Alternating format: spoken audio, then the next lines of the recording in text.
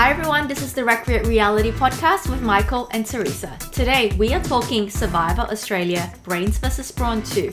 We are recapping the whole of this week from episodes 19 to 20. For anyone who hasn't watched the show, there are massive spoilers ahead. In today's episode, Miles says the girls lack the cojones to win at rocks, then proceeds to show off his while pole dancing.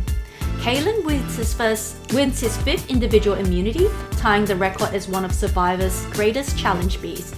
And AJ says it best when he says nothing at all, giving Kate all the information she needs. If you've missed the episode, you can catch all the action on Template. Survivor Australia, Brain vs Brawn II, episodes 19 to 20, breakdown coming up. Hello everybody, thank you for joining us. Hi! Oh, I had a bit of a letdown when I came home on Tuesday hoping to watch Survivor and it wasn't on. Yeah. I was so shattered. It is one of the highlights of my Sunday to Tuesday night, and then we realised we've been trimmed from 3 episodes a week to 2. Yeah, you get used to the 3 episodes, and so it feels a little bit of, or you get a little bit of a withdrawal symptom when when you don't get your daily dose. Why are you doing this to us, Channel 10? We've gotten used to this routine, and now we're down to 2 episodes. I think it shows things are really ramping up now. I think... I mean, there's barely any people left. No. I mean, there's 8 to 7 people. Yeah. It's almost, it's just a few more tribals until they get to the finale. That's literally probably 2 weeks and a finale episode left. So we are right down to the nitty gritty. Critical moves are happening. Game-defining moves. The winner will be carved out in these next few episodes, I feel like. And I think it's been a really great season so far. We've had some really good moves from some of the players. There's been a very good strategic players, very good challenge bees. And it seems like there's been overall quite a good record of everything, that's been done. I think it fits in well with the pantheon of great seasons that we've had lately with Australian Survivor. Australian Survivor has really been on a golden age, if you will. The last few seasons since George, David, Ferris have become these household names in Survivor lore.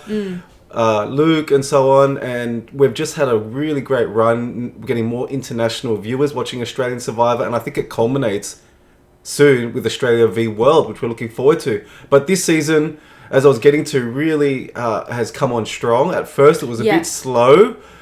There wasn't much going on, just people to really resent like Nash and Kent and so on. But now the play is really matching up to the personalities. At first I thought they just got a lot of aggravating personalities, but now we're seeing high-end gameplay, which is really good. Very good strategies. I mean, look, we nearly went to rocks, so that was a first for Survivor Australia. A near miss, as they say in aviation, which is not quite a hit, but it's weird term.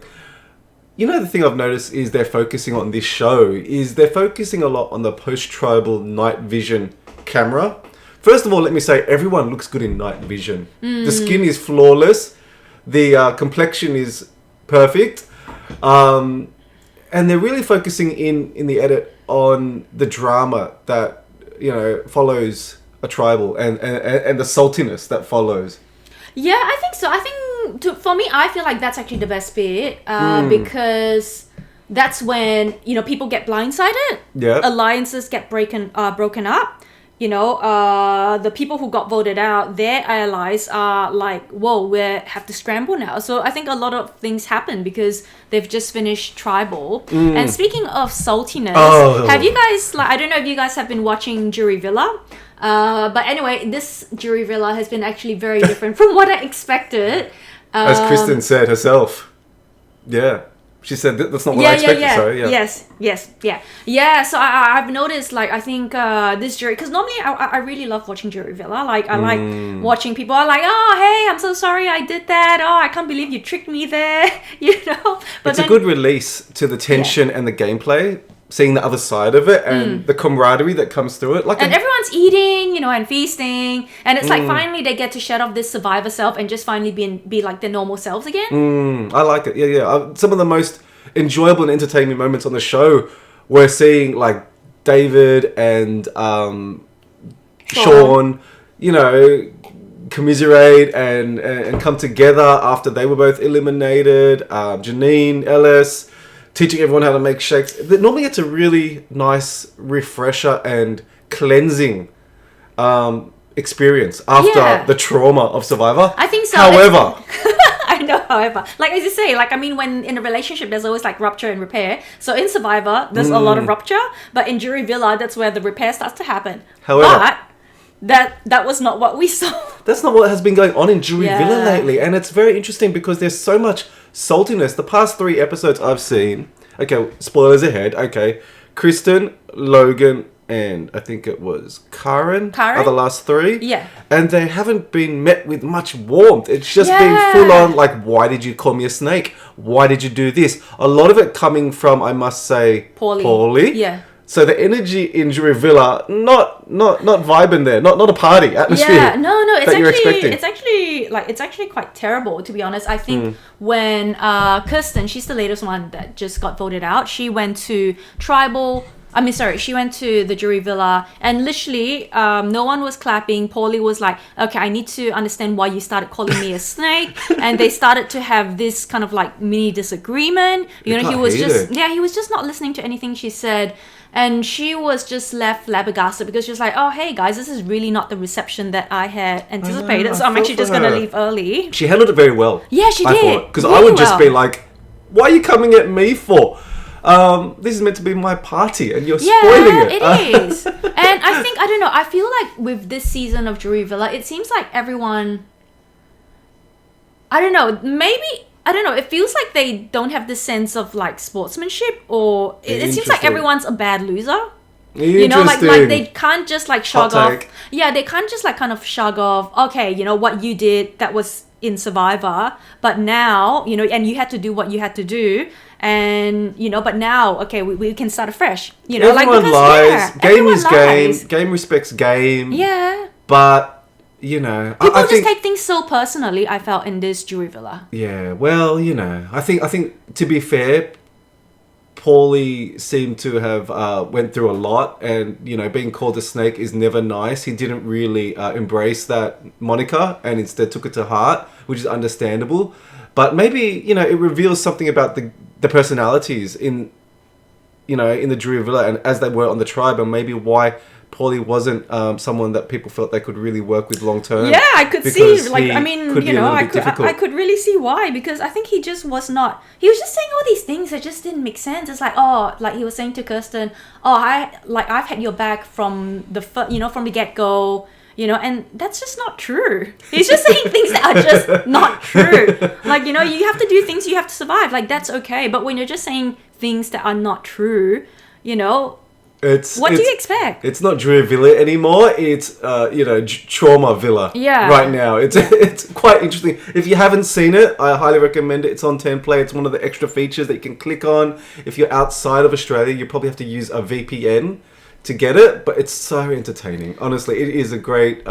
We look forward to it after. Yeah, we do. But now I don't know. Like now, I'm not quite looking forward to it because it kind of leaves a bad taste in my mouth. And they even attacked Kristen over rocks. I think Laura went at her for not quite understanding the mechanics of rocks, which, to be fair, is a complicated thing. We haven't seen it many times in Survivor. It's a rare thing, and you know.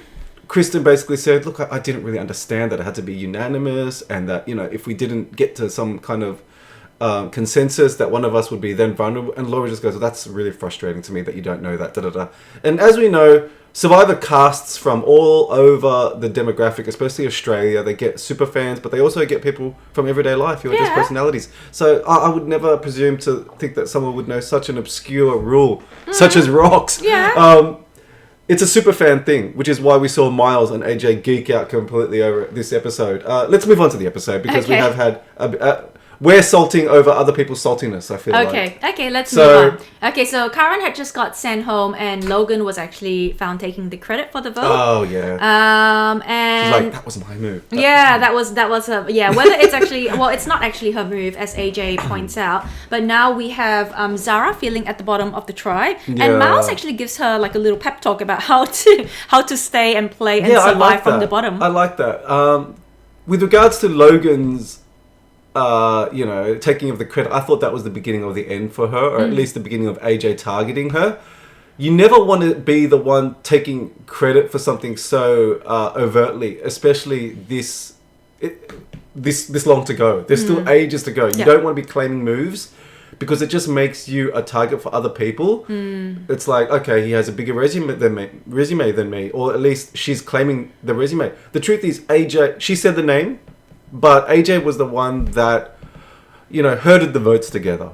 And I think AJ saw that Logan was going to start taking credit for his move, so he had to cut her out. Yeah, and this is very similar to US Survivor when we had Andy, I think, claiming a few moves that he had made to Rachel. Yeah. And then, because he thought that she was going to go onto the jury for sure. And then in which case Rachel suddenly thinks, hold on, maybe I actually need to vote Andy out now. Yeah, exactly. Yeah, so you don't actually want to claim, when it's towards the end, when you are actually presenting to the jury, yes, but not to get too cocky. It's so hard though, right? Because your own personal impulse is to want, gratification and to claim something and to have acknowledgement for your work and not have someone else acknowledge, your work. But that's the tough part. You have to be a silent assassin in many cases. I liked Miles's little pep talk. I thought it was, very inspiring from the bottom. Now we're here.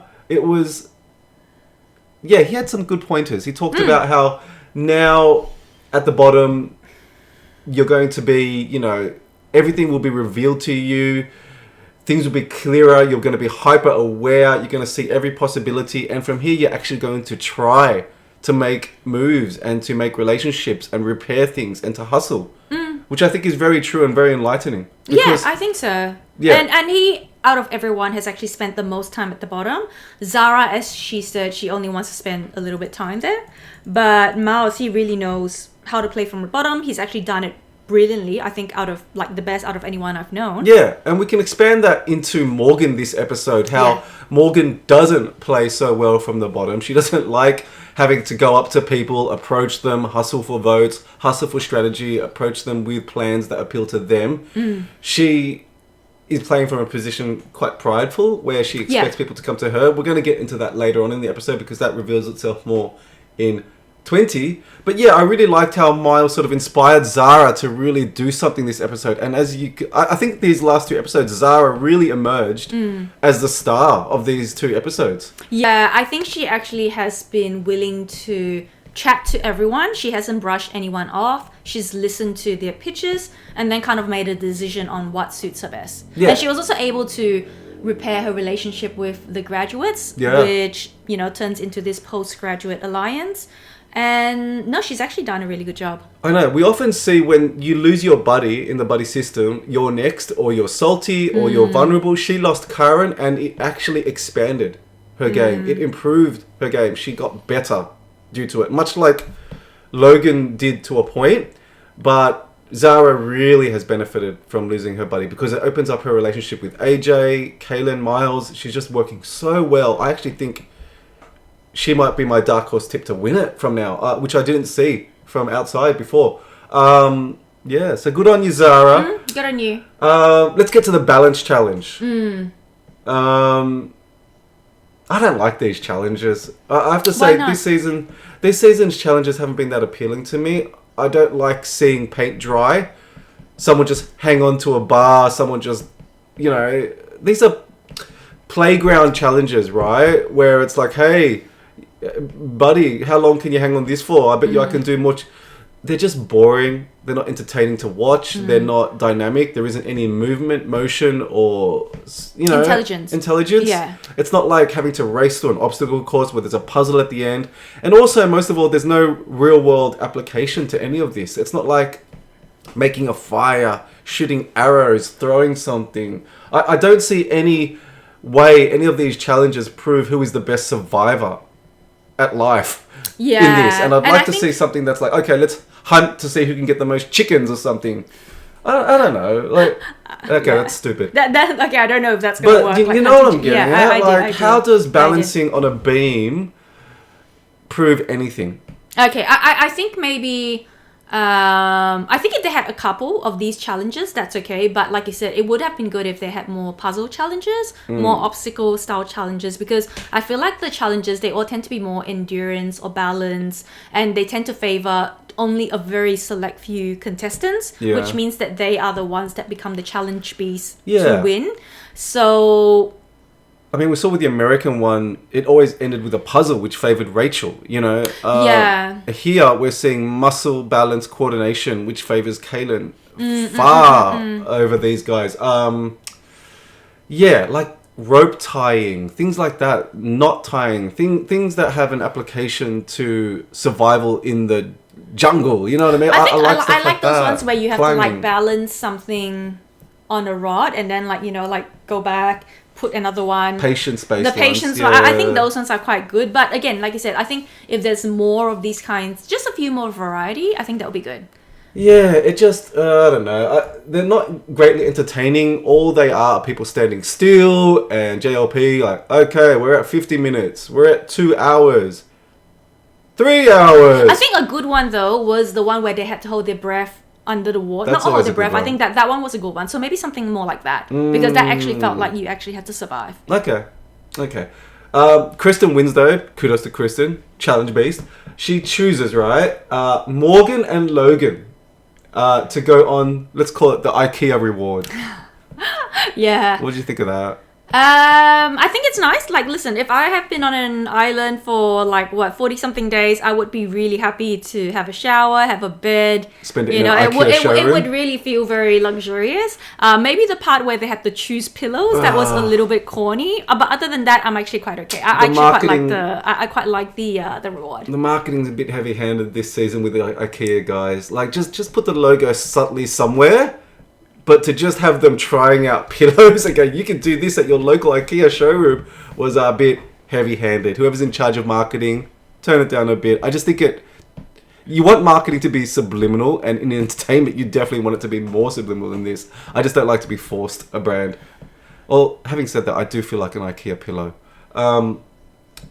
It's interesting, though, because Kristen chooses Morgan and Logan, and they form a bond over this thing, but it kind of dooms them in a way, because like Logan goes home, Kristen goes home, and I think Morgan's up next. I think, you think Morgan is up next? Well, we'll discuss that later, but like I think this challenge in a way it consolidated them, but it also isolated them from the group. And Zara even says herself, this is great for me, it gives me a chance to work on everybody else here.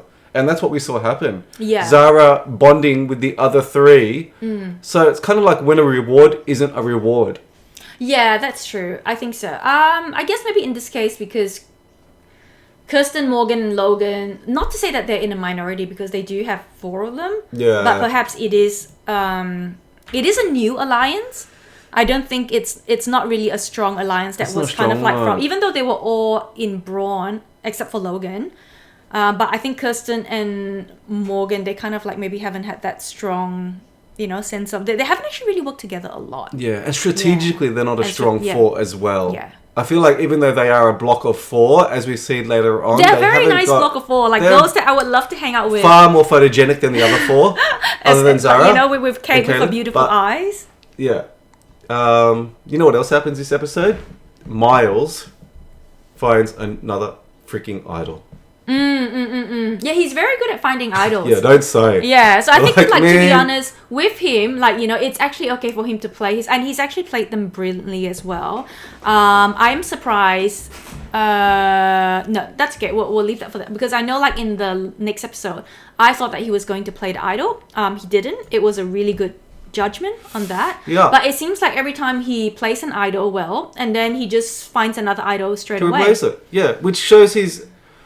I mean, this is just ridiculous. 4 idols now. I don't think anyone this season got even 2. He has a knack of finding them. And you know what my theory is that he understands how production works. Okay, so if you notice the camera people around you, what they will always do is when you're near an idol, they'll try to find a medium wide shot where they can try and compose it so that they can get the idol and the player in the same shot. So if you're an hyper-aware meta, fourth wall breaking player, and you can sort of notice them without giving it away too much, obviously, you can sort of see them angling and repositioning themselves. And I'm sure Miles is very smart where he can notice what they're doing and see that they're lining up a certain shot, and that gives away maybe where the idol may be. That's my theory. Mm-hmm. Yeah, I think so. So, yeah, if you're hyper-aware, that production can give you the clues as to where they are. And I think Miles has mastered the art of not just knowing where they are, but also getting the clues from production where they are. Because production was really obvious in this episode. They did a shot where they looked at him, then looked down, then looked back up. If I'm Miles, I'm looking at the corner of my eye and go, okay, it's over there. Yeah, and I think Miles is also a super fan. He obviously knows which are the best, like places to look for. So I think the odds are always going to be in his favor. Yeah. Okay. So AJ pitches the 4-point plan against Logan. He talks about how the day spa thing, she's the likeliest to find the idol, she's the smartest, she can band people together. But the main reason I think he's targeting her is his ego. Yeah, I think so. His ego does not like that she's claiming his moves, that she isn't working with him directly, and that she is a threat to claim votes on the jury. She's an appealing vote. Yeah, and I think AJ has always wanted Logan out, kind of like from the beginning. Like, he's always found her a threat. And I think now seems like as good as a time to, To make that move. Yeah, to make that move. Yeah. Yeah. Okay, so we get to the challenge. What happens here? So, I think basically AJ throws it, I guess, and we see Kaelin throwing Kate. A bunch of stuff happens, and up for vote is, immune is Kaelin once again.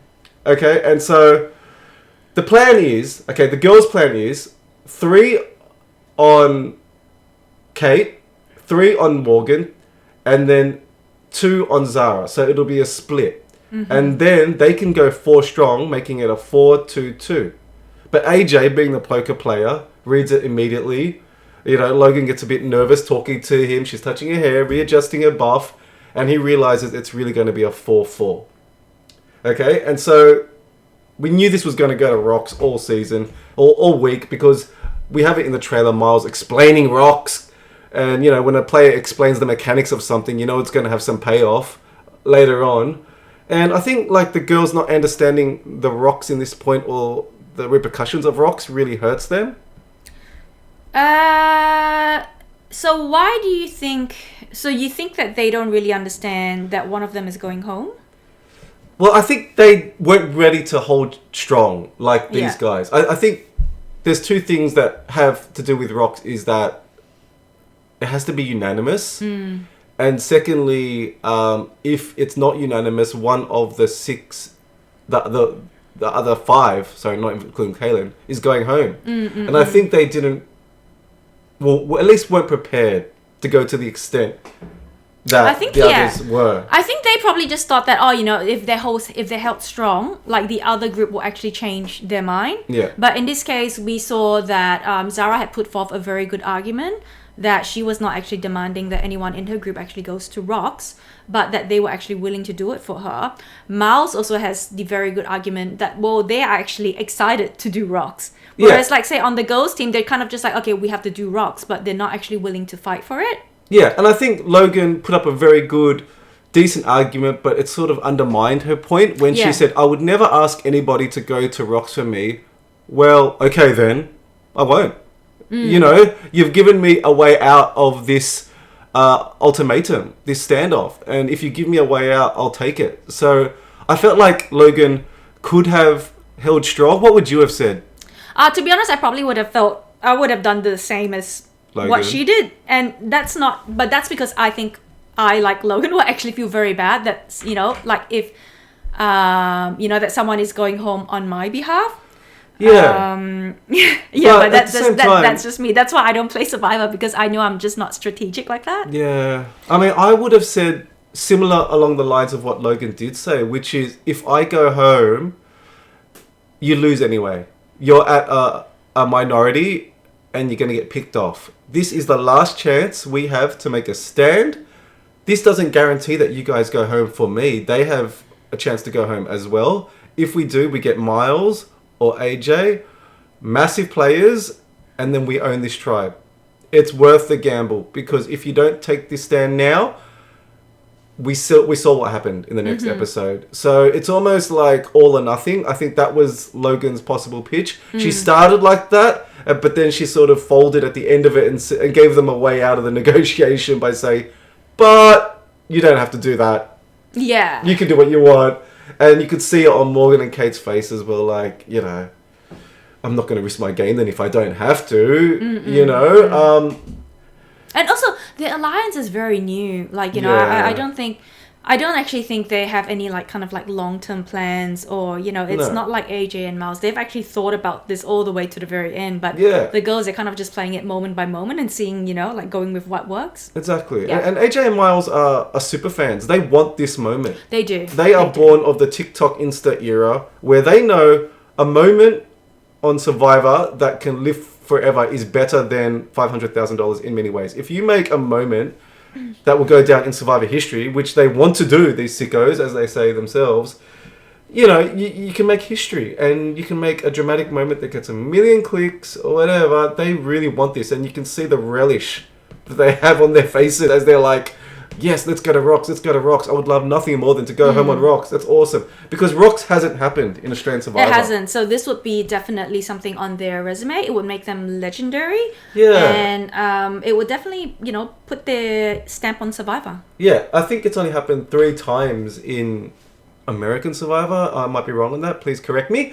What did you think of the fact that they target Zara here instead of Miles? Because I think targeting Zara hurts their next move. I think they didn't maybe think about their long... Yeah, they didn't think about their long-term move. The fact they voted for Zara instead of, say, Miles or AJ, it hurts them going forward, because Zara, I think, took it a little bit personally the next time and didn't really want to work with them in the next episode. So the follow-on from them targeting Zara was consequential. Yeah, I think it was. And also because she already had felt like they didn't want to work with her when she was on the Brawn 2.0 team. Yeah. She felt ostracized a lot. She was at the bottom. So I think that plus this being targeted definitely made it quite hard for her to go working forward.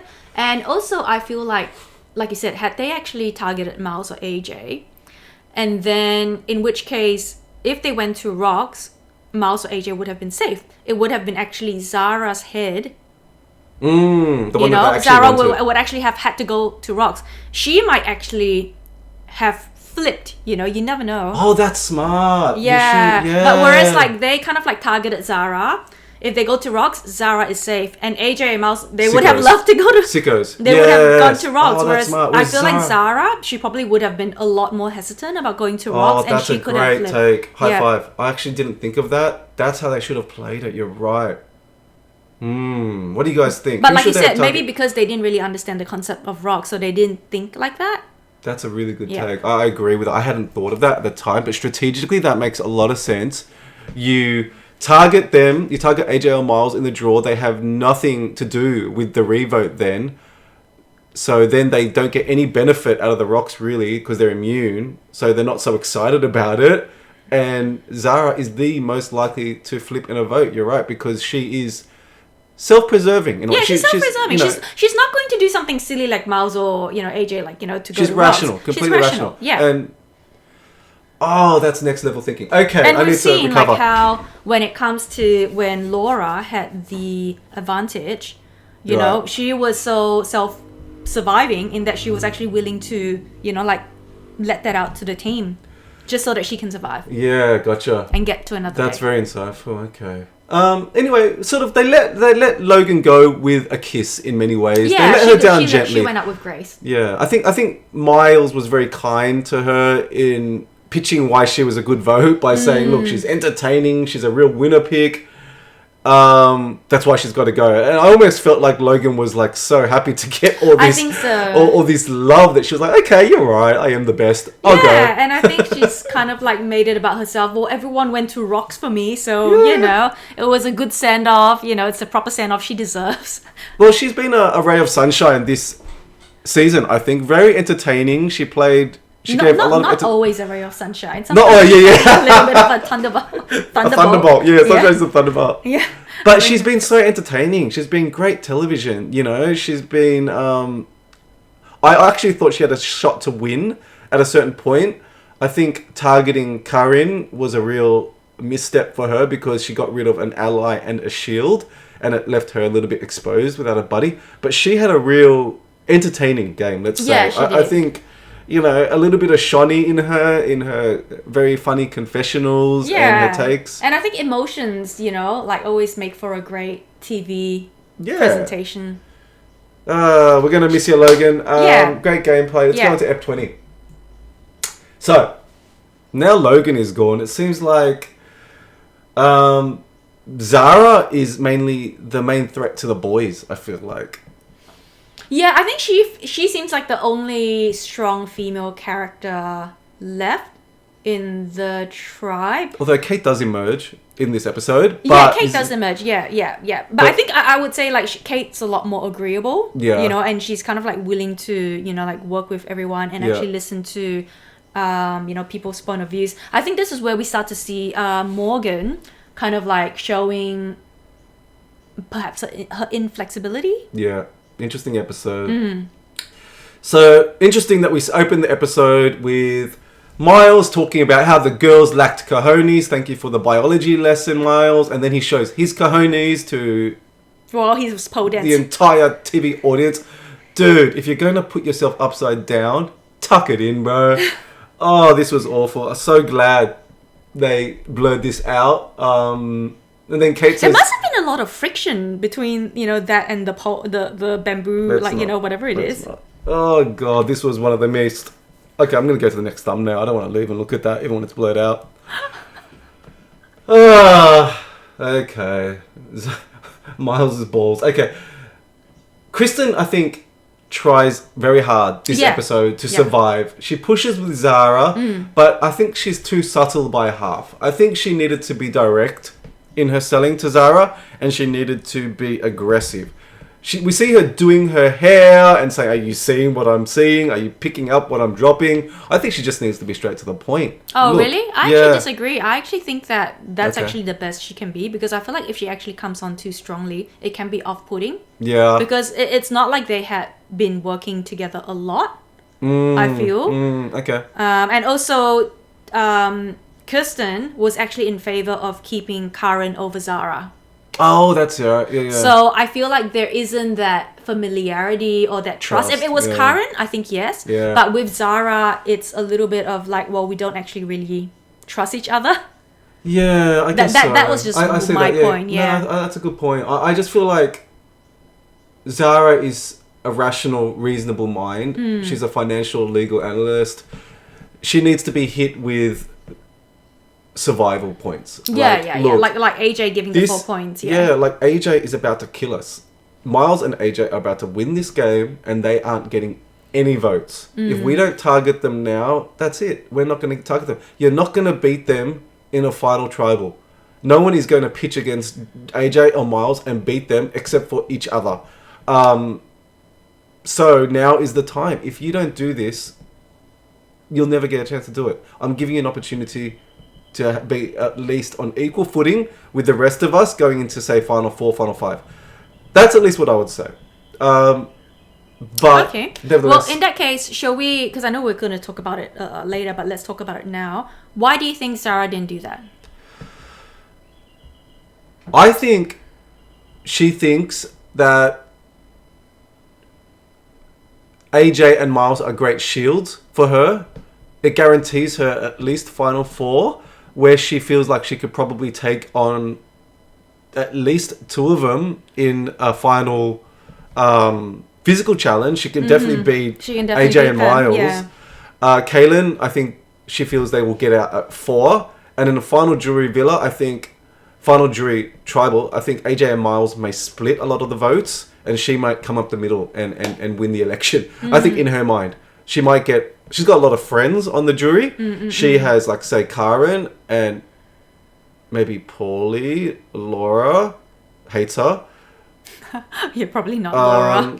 Yeah, I don't know. I don't know what she's thinking. I honestly don't know. I think the way to play this final 8 situation would have been to chip off on both sides until you're the last one standing. But here we see her really handing strong with the 3. What do you think? I think that... Okay, so I'm sure she knows that she's at the bottom of the alliance, but I believe she thinks that she will be taken to the end because she thinks that AJ would not want Miles and vice versa at the final, nor would any of them want Kaelin. Yeah, and so even though she's at the bottom, she's actually in a good spot to be taken to the end to be one of the final 3. I think a rational mind like hers will always just want to get to the final 3 rather than to risk not getting there for a resume.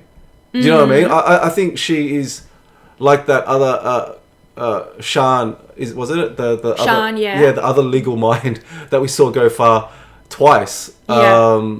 She got to the finals twice, but with kind of not strong resumes. I think getting to the end was winning for her in many ways. And I actually think that if Zara actually went over to the girls, she would actually have been voted out first. Yeah, right. Because she actually probably has a stronger game compared to Morgan or Kristen. Definitely. I feel. So she actually would have been probably voted out. She would actually have been a target.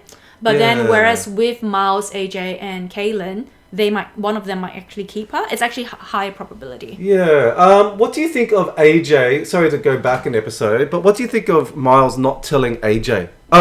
Telling AJ that he has the idol? Because we're talking about final juries. I think that... I feel, for me, my prediction is that final 3, if all goes well, it could actually be AJ, Miles, and Kaelin. I actually think the boys want to make an impact because they're so willing to go to rocks. They're so willing to make a legendary move. I think that because in the past we've always lamented the fact that Survivor finals are not the best players. Right. A lot of them have been kind of like taken. You kind of like have one strong person taking like 2 weaker players along so that there is, you can actually make a stronger case against the jury. But I feel like in this case, I believe that Miles and AJ, they want to bring each other to the jury and be like, hey, I'm the best. He's the best. Kaelin's the best at what he does. We've seen that in the past. Let's actually, like make a case and make this the best tribal. Interesting. Fight finale. Because we've seen a lot of players talk it, like Ferris saying, I'm going to take Kirby. I don't fear Kirby. And guess what he does? He cuts out Kirby. Yeah. We see David saying he's going to take Brooke and so on. And guess what? He doesn't. Do you know what I mean? Or there's a lot of players that talk it, like they're going to do it at the end, but then don't quite fulfill the challenge of facing the best at a final. I think these 2 sickos, you're right, might want to do it. Because otherwise, why would he tell like AJ? Because AJ would be able to use it against him to vote him out. But they have so much trust with each other. That they are willing to do that. But I just think from a strategic point, like, okay, they're like Harry Potter and Voldemort. Like, only AJ can kill Harry. Miles. Only Miles can kill Harry. AJ, they're the only ones that can kill each other. AJ and Miles. AJ's the only one that can beat Miles. Miles is the only one that can beat AJ at this point in the game. Like Harry and Voldemort. Yeah, and also the fact that both of them are super fans. Both of them would want the experience of the finale. And I feel like because they understand that of each other, they're not gonna kind of like begrudge the other the experience of going to the finale. But that's all good and well, but you have to agree. That's an idea. You have to agree. That's an idea. Yeah. I like that. But wouldn't you also say that the best way for you to win is to get rid of the other person? Yeah, that's true. And the best way to do that is to not tell AJ that you have an idol. Because at this point in game, you can trust that he might take you. But Miles is a smart player. He has to know that I have to kill AJ at some point or he's going to kill me. Yeah, maybe. And you play that chance, right? And so why would you tell him that you have an idol when you can keep it secret and use it against him? But that's the thing. I think that he actually doesn't want to... I think that he actually wants to use it together to get to the end. Like, to keep himself safe, but then also maybe to keep AJ safe. Yeah. If he does, that'll be big. That will be big because I think they have actually shown from the last episode that they are willing to go to rocks. Yeah, and work to each other. They are willing to to sacrifice, the thought of winning for a legendary play. Yeah, right. So for them, winning is not as important as actually being legendary. Interesting, yeah. And that, I guess, explains why he told him about the idol so willingly. Because obviously it could have been used as a weapon to take out AJ, which at that point I thought he would do, but he didn't. So let's move on.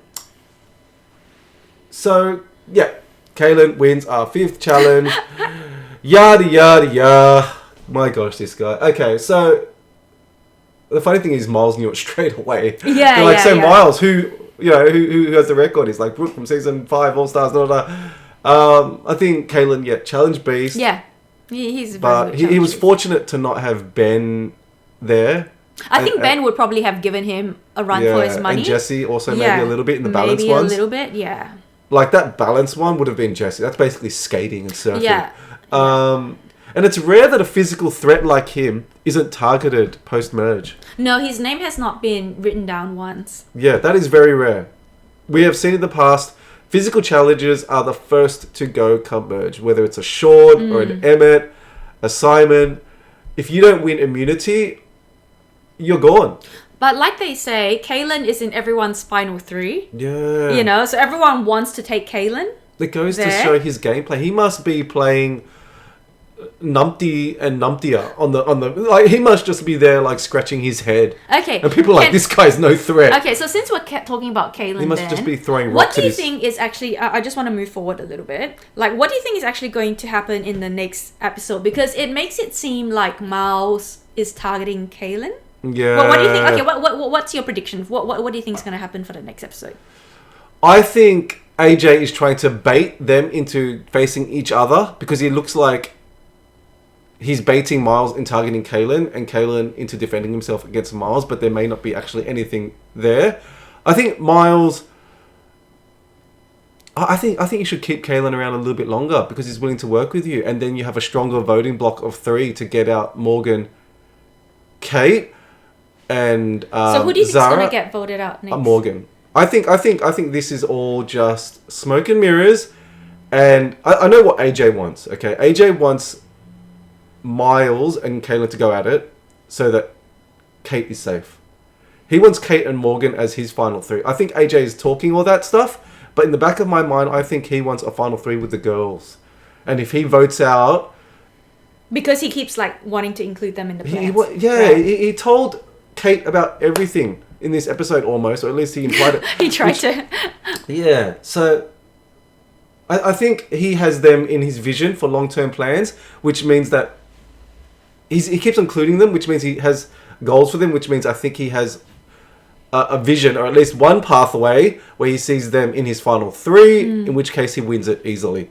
Okay. That's the easy path for AJ, I think. The hard path for him, which he probably has as another option, is against Miles and Kaelin, in which he's probably, 40% chance of winning it all. Something like that. Yeah, I think that for me, I think that all the boys want to go together at the final 3. Yeah. So all 3 of them want the 3 of them.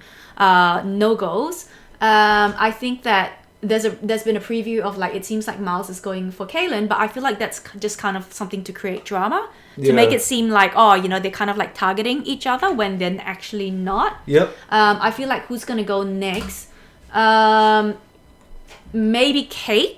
Because really? I feel that she is the one, or Kate or Zara, because either one of them could have a chance at beating Kaelin at immunity. I think it's Morgan. Because I think her inflexibility this episode really was frustrating. I think she showed, or didn't show, that she was willing to work with people who weren't going to...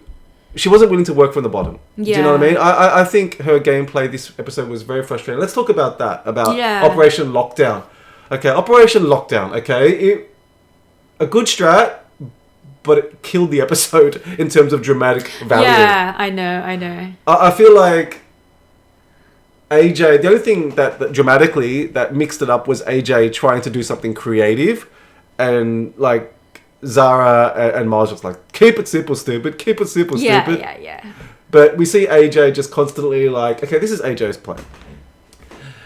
AJ wants Kate, Morgan, and Zara to vote Kristen, while he, AJ, and Kaelin vote Morgan. And Kristen will vote whoever she votes for, probably AJ or Miles. That makes it a 3-3-1 vote.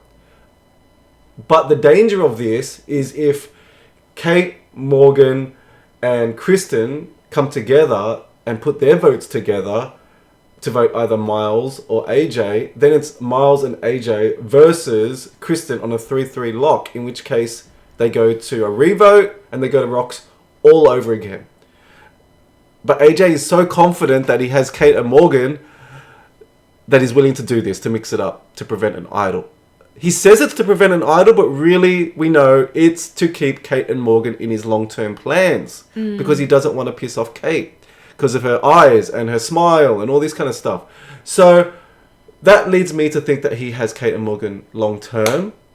Yeah, I think he does have them long-term, but I think not long-term finale long-term. I think more like to like maybe top Get rid 4, 5 long-term. Right. Just a couple more games. Yeah. Because they are a strong voting 3. And with them, he has the majority in the tribe individually as a voting bloc. Let's try and round this out quickly. So, what do you think of Morgan saying, I'm going to go eat? I'm going to go eat now. I think she probably is quite frustrated. So we've never seen this side of Morgan. Maybe it's something that actually has always been there. We haven't seen much but of she Morgan kind all of like season. has not. I think this is probably the first time she's been at the bottom. Most of the time she actually has been in a very comfortable position. So I think this is a miss on her part to work together. Not that there was any chance to work together, but it does show that her inflexibility to work together going forward. Yeah, you may not work together on this vote, but if you have a relationship, you can work together on the next one, and the next one, and the next one. I think Kate understands that. Kate understands that. Kate, okay, let's talk about Tribal. Let's get to Tribal. Yeah, because Kate gives a very good pitch at Tribal. Kate was fantastic. Yeah, she was very, very good. I think... she performed very well. She was the star of this episode, I thought. Her performance at this Tribal. She talks about not having a resume at this point, about having 3 sitting ducks here who are willing to vote with you. I think the only misstep that they made as a group was targeting Zara when they should have targeted Miles and given Zara more time to build to that idea. I think Zara was more likely to budge on a vote against Miles, but they came very late with that. Yeah, I think the fact that they changed their vote during Tribal, I don't think that's a good sign. No. I think it should have just been like, we're just going to do this, that's straight, we're solid. If you want to move to us, you can move to us. Yeah. And then just offered points, to support that. That plan should have been presented to Zara a lot earlier, if not giving Zara the choice. You can see her saying, oh, I like this a lot better than AJ. But by that point, moods are settled, ink has dried, so on and so on. What did you think of Miles versus Morgan when Morgan says, why should I budge for you if you're not going to budge for me? I think actually Miles gives a very, very good discussion. Yeah. I think he would actually be really good in finale. I actually really hope he goes there because I think he'll be able to articulate his points out very well, highlight his moves, take everyone from the beginning of his thought process to the end, to the execution. Yeah. And to be honest, I actually really liked the pitch that he gave with regards to Morgan. But I felt like Morgan just was not... There was quite a bit of ego in her. Yeah. Her saying, why shouldn't I budge for you if you're not going to budge for me? Well, because you're on the bottom. You're about to go home. You have to budge. This is what Miles was saying to Zara, which Zara took on. Yeah. Is that if you're on the bottom, you have to take these opportunities to work with people and even swallow your pride a little bit. And also, this is when, like he said, that this is when your game actually becomes better. Yeah. Because you have limited options. Or worse. And I think Morgan's game suffered here. And I think that's why she is going to be the next to go home next episode. But we'll see. She hasn't played the game at all. She hasn't been featured much in confessionals. And I thought she would dominate the challenges, but she hasn't won a single individual one. But anyway, she still has limbs that are the envy of the entire island, I am sure. Did you think Zara was going to flip at all? I did think for a moment that Zara could flip. I thought that it was a bit untimely that they changed the vote at the last minute. I did think that she was going to flip, and I was actually hoping that Miles would play his idol, but again, he stayed strong. I think he had the foresight to not play his idol. Yeah. So I think he read the room, the situation well, and, you know, like, kudos to him, because I think it would have been hard to would you sit have on an flipped idol if you were Zara? Like, talking about Miles's pitch that, look, it's at best a sideways move. You're at the bottom of this I completely agree with Do you? Miles on that. Yeah. I actually think that's a very good point, because she goes from the bottom of one strong alliance Yeah.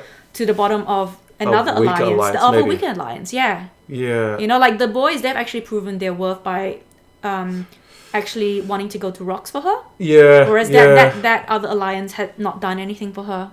Yeah. On the other hand, though, it's one less chance to take out the big players of Miles and AJ. Yeah. They survive another episode, and now you have to deal with them now. I think the time is running out for all these other players to get rid of AJ and Miles. And I think if I'm Kaelin, I am going to try to bring together these other four to get out these two, because they are a menace. Oh, so you think Kaelin's going to work with the girls? If I was him. Or if I was anybody else. If I was anybody else, I'd be like, okay, this is our last chance to get rid of them. Yeah, and none of us are beating these two in a final tribal. They speak well. They have the resumes. They're gamers. They're super nerds. They've done all the right moves to win this game, resume-wise. Yeah. If we don't work together, us five, to get out these two, it's game over. We might as well just give them the half meal.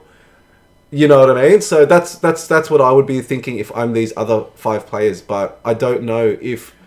I think AJ and Miles have been very smart in eliminating the players that would band together. Charge. Yeah, like Logan. Karen. Yeah. Kristen. Yeah, these personalities that would unite these votes against them. They've been very smart in getting rid of those players. So... let's start to wind up, I think. We'll talk about Kristen. We'll start to wind up. Let's talk about Kristen's game. So she wasn't featured till late. And she starts to play very well, actually, in the last few episodes. I would have really liked to see that Karen save come into play, where she actually offered that lifeline to Karen. Unfortunately, that did not come into fruition.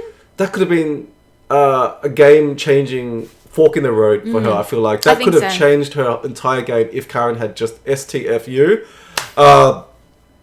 She could have been in a driver's seat right now. Unfortunately, it didn't pan out. Maybe she should have been more subtle in telling Karen, but Karen's going to Karen, and you can't stop Karen from Karening. You can't stop Karen from Karening. I think Zara flip was another opportunity to claw back some real estate, but that didn't work out. And then the rocks move as well. It was another last chance for her to stay a bit stronger and to not lose footing.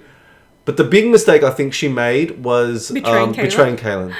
Yeah. I think her buddy, you need a buddy in this season, and her buddy was Kaelin. And trying to do a blindside without telling Kaelin really pees off Kaelin. And I think that was her strength. Yeah, to be honest, I think I was a bit surprised that Kaelin took it quite personally, actually. Kaelin's ruthless. Kaelin has been this sweet guy. He's even said, I don't get cranky. No, he just gets revenge. Okay, Kaelin is harsh. Now, I don't get cranky. Look, I don't get cranky. I just kill people. Okay, that's Kaelin. Like, he is harsh. I was impressed about his ruthlessness. But, looking forward to the next episode. Yeah, looking forward to the next two episodes. So, should we wind it up there? Yeah, so guys, this is a wrap up. And thank you so much for listening to the show. This is the Recreate Reality Podcast with Michael and Teresa. You can find us on Recreate on TikTok and Instagram. That's WRECK, sorry about that, .CREATE, where you can watch funny short clips of what we've talked about. If you like what you hear, be sure to like and subscribe to our pod. It really helps us a big deal, and we are extremely grateful for any support you give. We'll be back shortly with the next 2 episodes, so stay tuned. Thank you guys. Bye.